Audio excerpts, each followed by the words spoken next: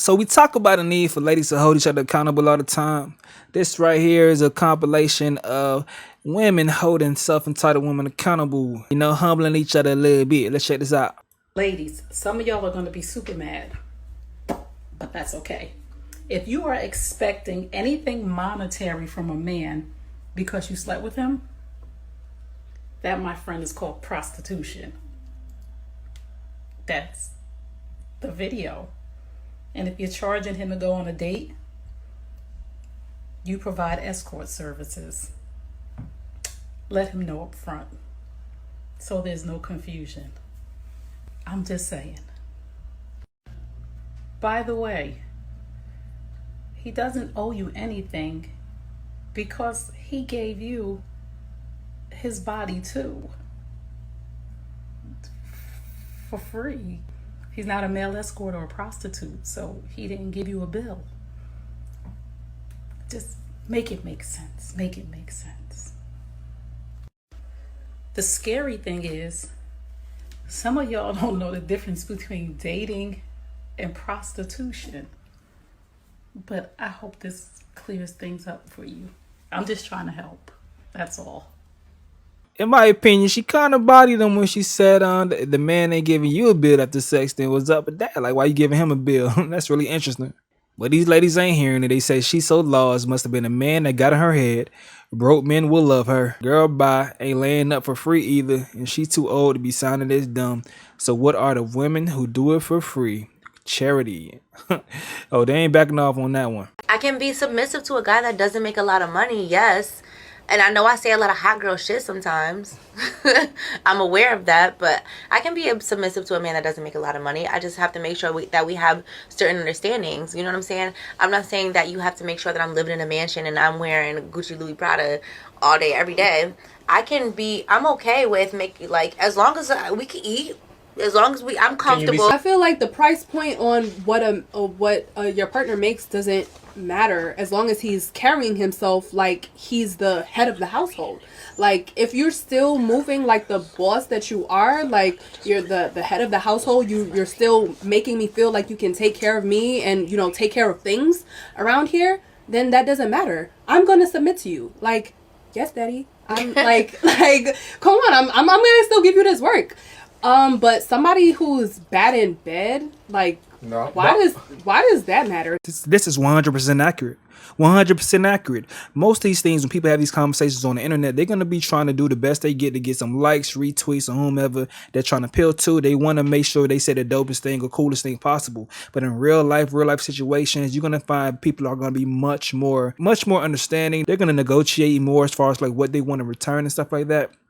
And just realistically, it's not a bunch of millionaires or 100,000aires. Like, those people are a small percentage of the actual population. So we have to be realistic. And a lot of ladies, when met with the real life situations, they go ahead and make more so realistic exceptions. Do y'all remember that strip club Get Your Booty to the Polls campaign? Election season is upon us and they've already started with the foolishness. We have senators twerking on handstands and calling it black girl magic. They really think they can get our votes with just a song and a dance. I mean, damn, it worked last time. Why change up a good strategy, right? Black people, I'm begging you, please, let us not fall for the same tactics. Deplorable behavior like being a U.S. senator and twerking for votes. Pitting black men and black women against each other and using our emotions against us cannot work this time. It can't work this time, y'all. Let's not be loyal to a party and let's not do what's expected of us. I pray this time we don't let a white man dictate our blackness, and let's only move for things that'll benefit us specifically. She pretty much said the same thing that I've said before when covering the situation with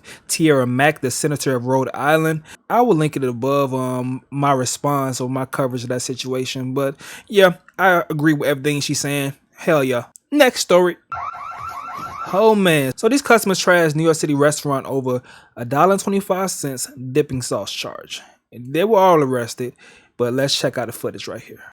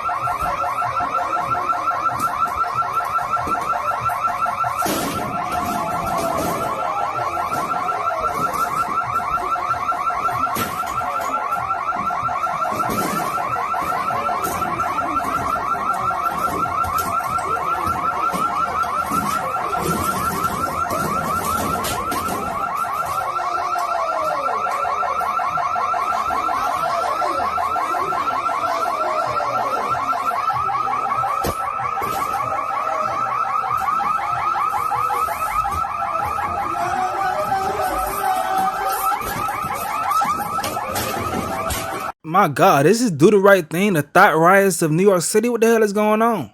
And Big Mom had a tough time getting back over that counter, though.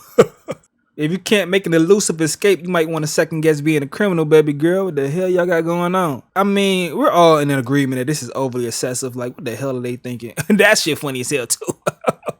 Oh, these ladies are out of their damn mind, bro. And the stupid dudes in the background just cheering it on. Like, what the hell is wrong with y'all boys? So Chick says the girls got to stay off them damn perks. Amy Loho had to let it be known. She said, let's be clear. These are not black women. And by the way, Loho, shouts out to your engagement, man. Shouts out to your engagement and black love all the time. And this chick right here says, so these are spicy Latinas that y'all be talking about. This woman says they are not Latinas. Homie says you better go check those last names. 2 out of the 3 definitely are Afro-Latino. Shit, probably just Latina. Shit. Chick says I don't know about the first one, but the second one does sound Latina. I gave you that. I hadn't seen the last name. So we're going to skip over you thinking that they aren't Latina because they're black. LMAO, I didn't read into the names and that was my fault. I'm not saying because they're black they can't be Latinas. I just hadn't went over that information, which was on me. And these black ladies are definitely trying their best to make sure that these women do not stain their perception even more. Do you feel like men go to a woman that is underneath them or beneath them so that way they can feel superior? I'm gonna give you an example. I have someone that's really, really close to me and he just got out of a relationship. Now he's in a new one. And that girl that he's now with doesn't look up to par. And this girl looks like she still needs help. And so he said, well, I don't want someone that is superficial, someone that cares about social media and all into their looks and doesn't care about money. But I feel like a lot of men will settle for a woman who looks less than so that way they are not pressed to step up. I do feel like that. I do feel like some men want to feel like men. And I always tell you this, like men want to feel like men. And some men cannot feel like that with a top-notch female. You But get what I'm why saying? do better? You have to ask them. I really think it has something to do with their inner self-esteem. Do you run into that, though? I don't run into that. I made more money than somebody before. But see, that gave him motivation. It didn't really make him, but he did cheat on me with Someone fans. less. This lady says, I feel that as women, we shouldn't speak or talk about the things that men like or want because we are not them. However, focus on ourselves as women and what we want and our goals. Like seriously, that is our problem to concern about them when the focus needs to be us, but y'all gonna skip past this comment. This constant debate is exhausting. Why can't we agree? Everyone has a preference. Let me guess, her ex left her for a less than. This is ignorant. They just give anyone a mic these days. Okay.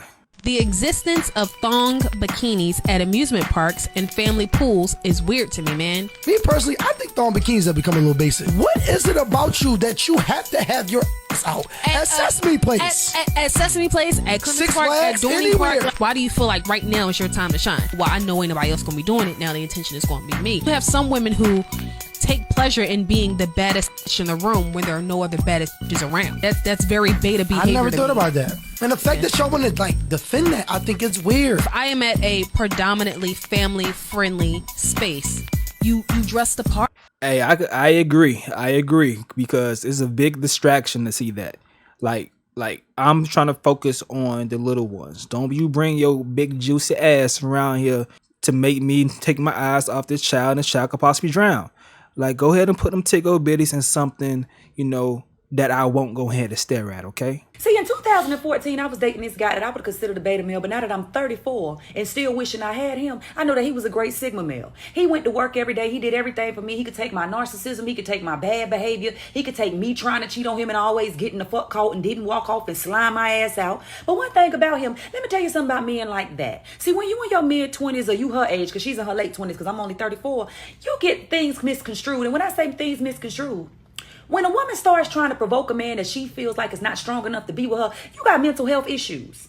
Yeah, you got mental health issues. Because let me tell you what I'm thinking. I'm thinking back on that guy that was really good to me, and I used to say the same thing about him that you saying, but I was in my mid-20s, so I didn't know no better. Sometimes I go to his Instagram, and it's private because he got a smart woman. And I look at him, their 2 children together. She's his fiance. Now they have a home. He's helping her raise her kids. He has a great job. She has a job. And I'm sitting in an extended stay, fighting to get my daughter back. God damn. I had to find a continuation of this right there. I'm looking back on that guy that you would have considered weak because I was, oh my God, I just thought I was such an alpha, strong woman. No, I had problems. I had daddy issues. I didn't want no man like him getting close to me because I felt like if he got close to me that I was going to wait for one day that the punch was going to come. One day the slap was going to come. One day he was going to throw me out. So what I did was I had the mentality, I'm going to hit you before you hit me. So I was not a good girlfriend to him.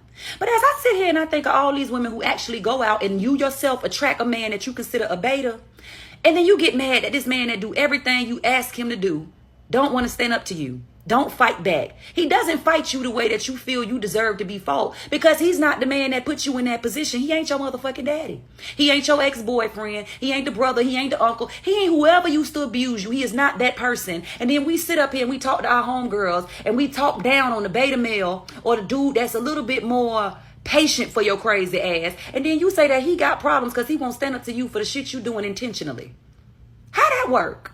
You got mental health issues. See, a lot of y'all in your early 20s and your mid 20s and even your early 30s, because I feel like education and wisdom don't have shit to do with your age, because some of y'all got a mammy like mine that's 53 years old and she's still deaf, dumb, blind, and retarded, right?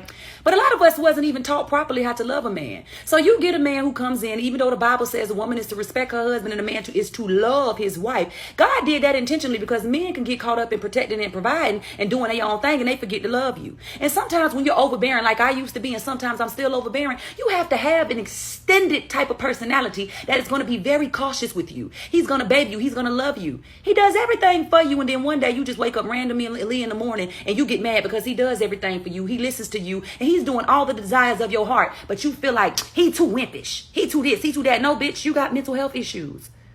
When you start provoking somebody to get a reaction out of them, to get them to try to stand up to you for the shit that you're doing to him, that you're making up. Basically, before I was cut off, a lot of you got mental health issues. A lot of you still got daddy issues. A lot of you got mommy issues. A lot of you are slightly narcissistic. A lot of you have a whole bunch of issues and you can't accept a good man. You get mad because this man does everything that you say. He take care of your ugly ass kids. He take care of your big head ass. Sometimes he cook after working. And even if he don't work, he take care of everything domestic in the house. He give you good sex. He let you be overbearing. Your ass be drunk off your ass. You be high off your ass. Then you talk to the man crazy. And then you can't provoke him because he has another level of patience. That's why God put him in your life. And you still trying to do shit to poke the bell and get the lion to wake up. See, what a lot of y'all need to understand is a man is still a man, baby. Even a beta could beat your ass. I done seen plenty of nice guys knock the shit out of a bitch, even if it took 5 years for him to do it. Hey, she said everything she had to say right there. I agree with what she's saying. Do you guys agree? Let's go ahead and move on to the next story. I have never, ever understood this. The concept of men needing to put a ring on your finger before he deserves a home-cooked meal. When did cooking become this top-tier benefit that needs to be withheld until you get married? That is literally a basic ass benefit. Cooking him a meal is literally the bare minimum. I don't care what nobody says. Now, is it still a benefit? Yes. Would I still like a thank you for it? Yes. But some of y'all really be acting like cooking a meal just makes you the best of the best. No, it's not. How are your communication skills? Do you know how to take accountability for your actions? Do you know how to respect him as a man? Do you know how to be his peace, or are you just chaos all the time? Those are the things that are going to take you from here to here as a woman. But cooking, that is basic. I don't know where this concept came from where people will withhold certain, benefits and behaviors from their significant other just because they're not married. That would be like my man saying, well, since we're not married, I'm not taking up the trash. Since we're not married, I'm not going to change that tire. You can change it. I know those 3 cases of water are heavy, but since we're not married, you can carry him up those 3 flights of stairs. Like, huh? That's what y'all sound like whenever y'all say that y'all not going to cook for your man until y'all are married. Like, y'all got to be married for him to deserve food? Like, think about that. That's really what y'all are saying. He don't deserve food unless he makes it or goes and buys it himself. You're saying he don't deserve food. I don't get it. My man summer, bitch. It's about to be a my man summer. Oh, for you. No, for a lot of people, I'm just saying, like, I don't feel like dating around and talking to a whole bunch of people in the summertime. It's too hot for that. It is too. My check oil light on my coochie. It's running low, bitch. It's running motherfucking low. No. The miles getting up there, bitch. I got to settle down. It is. I'm getting old. Hot. It's hot outside, bitch. Like, I can't do it. It's hot. I will say my patience be running thin in this heat. I'm so I only got telling room for you. one nigga on my roster. One. I'm having a one nigga summer. I really am. And I'm I'm actually really excited about it. Yeah. My man summer. You having a my man summer? I don't have a man. I'm not saying you have a man, but I'm saying just one person or one situation. I don't know. That's to be determined. To be announced. TBA. That's to be determined. I don't know. I gotta find him first. If I find him, then yeah, of course. Hell no, check engine light on. But yeah, man, a lot of these ladies are going and being more realistic. So this video is basically to humanize ladies and not make dudes so afraid of going out here and dealing with any type of ladies. There's still some chicks out here with some fair minds. Some of them still gonna be a little crazy. But some of us are crazy too. But it's going ahead and humanizing some of these discussions that we be having. But let me know what you guys think in the comment section below. I'm going to get up out of here though. It's your boy Stacy, and I'm out.